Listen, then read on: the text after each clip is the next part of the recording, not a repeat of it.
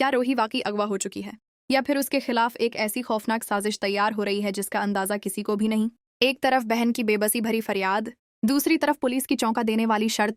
क्या इंसाफ के नाम पर एक और बेगुनाह को कुर्बान किया जाएगा? आने वाली किस्त में कहानी इस मोड़ पर पहुंचने वाली है जहां हर रिश्ता, हर वादा और हर सच कटहरे में खड़ा नजर आएगा। रूही कांपते कदमों के साथ पुलिस स्टेशन में दाखिल होती है।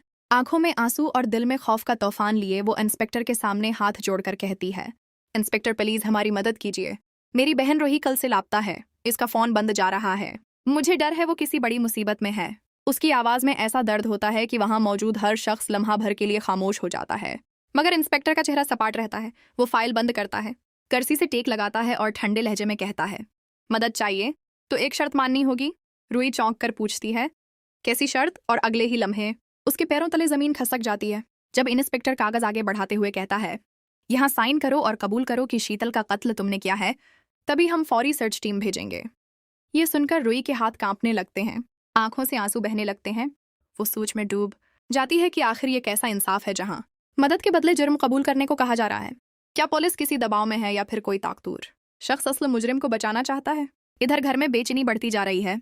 हर घंटी की आवाज पर सब चौंक जाते हैं, हर साया मशकूक लगने लगता है। रूही की आखिरी काल को याद किया जाता है।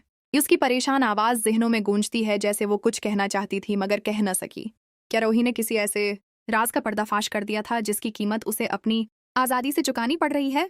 दूसरी तरफ इंस्पेक्टर की आंखों में अजीब सी सख्ती है, जैसे वो सिर्फ कानून नहीं बल्कि किसी खुफिया मंसूबे का हिस्सा हो। रूही के सामने दो रास्ते हैं, या तो वो झूठा एतराफ करके अपनी बहन की जान बचाने की कोशिश करे या फिर सच का साथ देकर खतरा मोल ले। उसके जहन में शीतल की मौत का मंजर घूम जाता है, वो रात जब सब कुछ बदल गया था, जब इल्जामों का तूफान उठा और हर अंगली रूही की तरफ उठने लगी। क्या वाकई ये सब एक जाल था? क्या शीतल का कत्ल और रूही की गुमशुदगी एक ही साजिश के दो हिस्से हैं? इधर एक खफिया जगह पर रूही बेहोशी की हालत में पड़ी है।